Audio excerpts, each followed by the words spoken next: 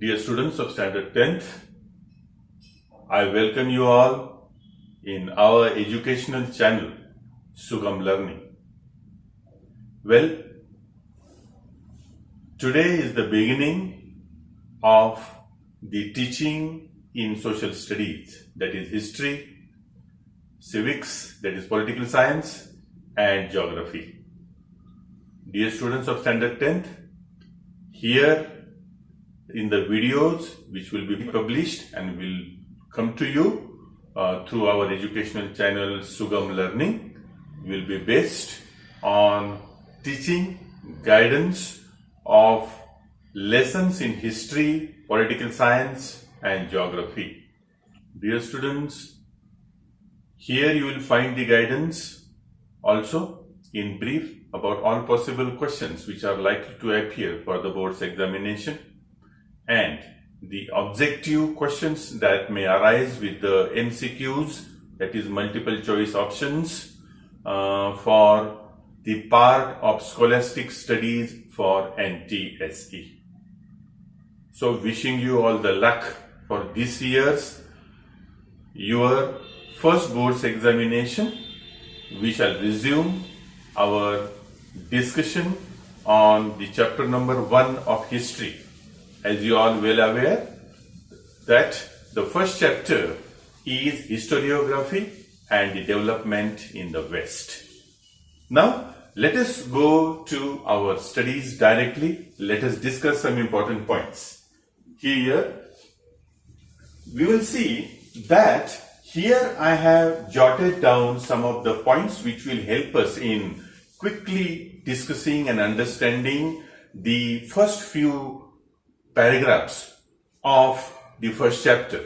Now let us find out what is historiography. As we are aware that history is our one of the subjects and not historiography. So what is the difference between history and historiography?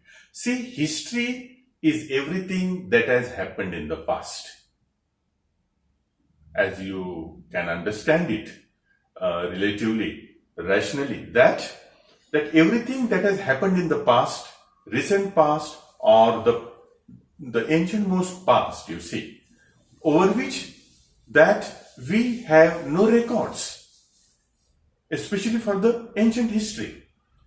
Now, when we have to record the authentic narratives, historical narratives, we need to understand, to differentiate between the history and historiography. History is all those events, incidents took place in the past. As I said, the nearer past and the ancientmost past. That is history. Historiography, it is a science of recording, registering everything, every historical narrative on the basis of scientific spirit. So that is the difference between history and historiography. Now let us see about empirical method. As you know that many natural sciences, they are based on the laboratory experiments and observations. Through laboratory experiments and the observations that they establish some facts, they reach to some conclusions, and then they derive certain laws which are applicable through time and the space. And yet they are always open for the scrutiny at any point of time. That is what's called as the empirical method. In the empirical methods, the facts and the truths are reached by laboratory experiments and observations. But if we see these kinds of methods, if they are tried to be applied on history, which is not possible. The reason behind it is that the incident which took place in the remote past, well, no one of us were the witness to it.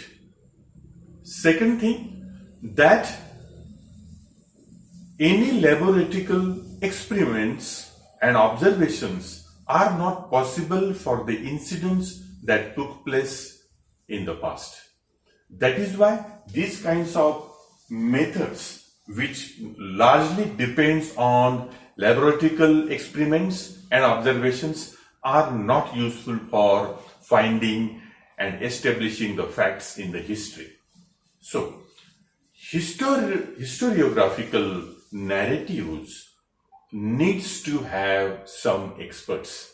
The experts who have extensive studies and experience in the kind of writings, the letters, and the type of documents which were found from the past incident, which narrates the past incidents, from which we can understand about the history. Right. Also, we will see that in that case, then how to establish historical facts.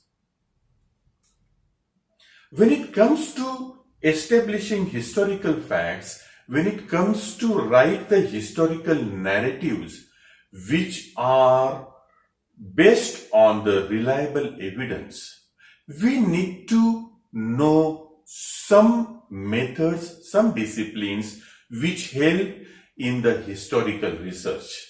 Quickly, we can understand which are they. They are archaeology, they are numismatic, they are epigraphy, they are linguistics, and some more. Now, when we understand archaeology is a science which observes the material, the artifacts which have been derived from the excavation from the earth. For example, the Harappa and Mohenjo-daro civilization have been discovered, had been brought to the light by archaeological survey. Then there is another science which is called as that is epigraphy. Epigraphy is a science which studies about the types of letter, the types of writing, the language, and everything. That also helps in understanding the facts, the material, the writings which have been drawn, which have been derived from the past. Third thing is linguistics. Linguistics is a science which studies about the language, the sentence structure, the dialects which were used now and in the past. That is called as linguistics. One more science is there, that is numismatic. Numismatic is a science that studies about the coins. You know, students, that coins plays very important role in understanding the history. What kind of civilizations were there, what kind of societies were there, how far they were developed. Everything could be understood by the study of the coins. And that is why these kinds of sciences help in the historical research.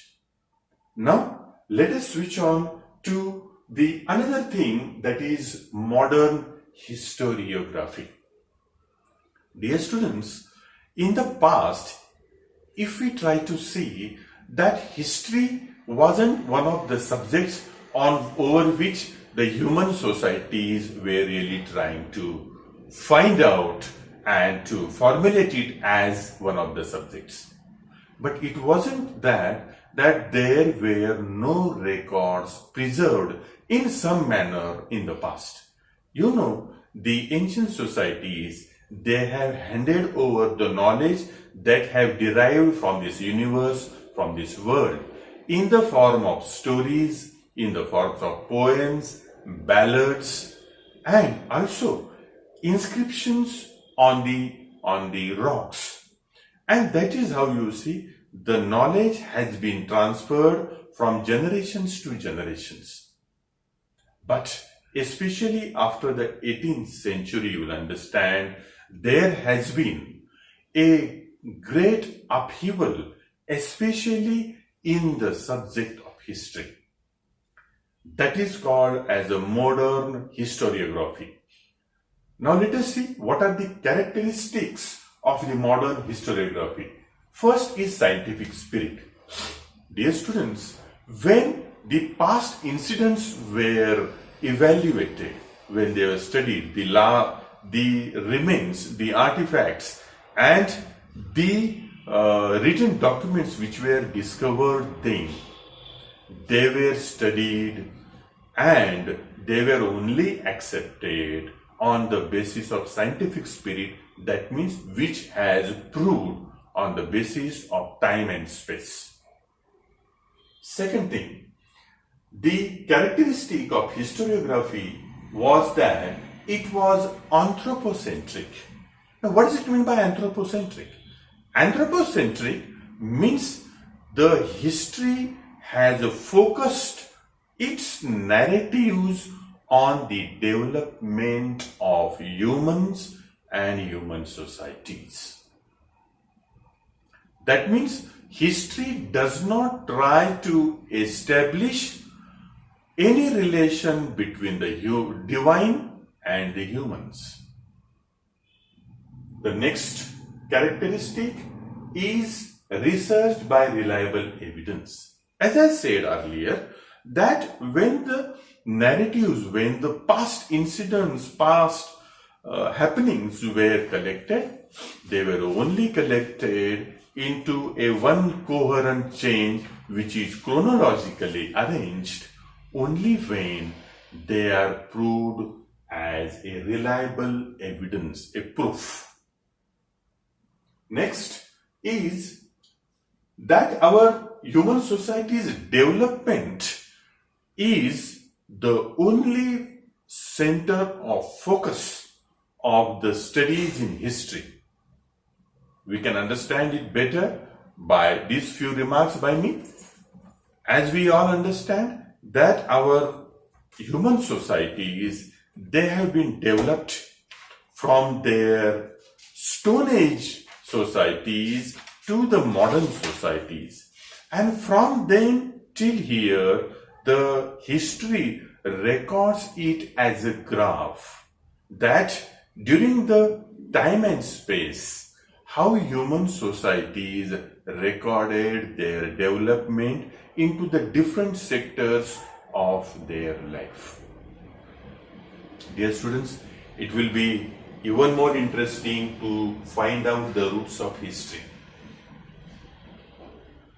The 5th century BCE means before Christ era. There was a Greek historian who was regarded as the father of modern history. His name was Herodotus. He laid the first foundation stone of this social subject, that is history. He, of course, gave it a name, history, and since then we have carried out this subject further on the basis of various scientific experiments to reach out to the facts of the evidences. Dear students, earlier to the 18th century, in the Europe, if we see, that human societies have developed science and philosophy, these two great disciplines.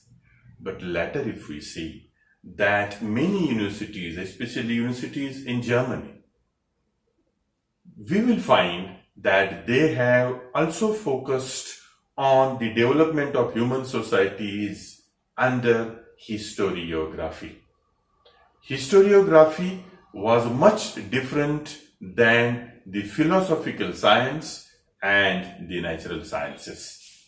So, dear students, this is what the first part of the chapter number 1 incorporates in it. As I said, that our lectures will be based on teaching in history, political science and geography, as well as I will be supplying you with some very important objective MCQ questions which will be useful for you who are anxious to appear for NTSE. Now in that I have some questions for you. Let us discuss them with all possible ways and understand why certain option is correct. Let us go for it. See, question number 1. Which of the following science does not help in historical research? Now, the options are numismatics, archaeology, physiotherapy, and epigraphy. If you search in the book, if you read the book carefully, you will find numismatics, archaeology, and epigraphy are those subjects, are those sciences which actually helps in establishing the facts of historical research. So, option number 3, physiotherapy, which relates with your muscular pains, body pains, your bones, and that. And so, obviously, option number 3, physiotherapy, does not have any footings in historical research. So our answer is option number 3. Now let us go to the next question that says, which of the following isn't depicted in the Sumerian inscription fragment? You must have noted in your first chapter, there is a picture showing a fragment of the remains of the ancient Sumerian civilization which was then existed in Mesopotamia.